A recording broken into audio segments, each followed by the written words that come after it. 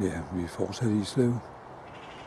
Men det gamle ammunitionsmagasin er blevet renset pænt af, som I kan se. Og det er blevet restaureret. Det ser faktisk rigtig godt ud. Det er oprettet af batteriet.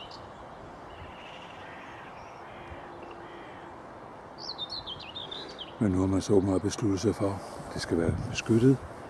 Så man lige så igen begyndt at sætte lås på. Altså åbent i mange år. Det kan altså også blive renset af indvendigt. Og den oprindelige brolægning foran er blevet blotlagt.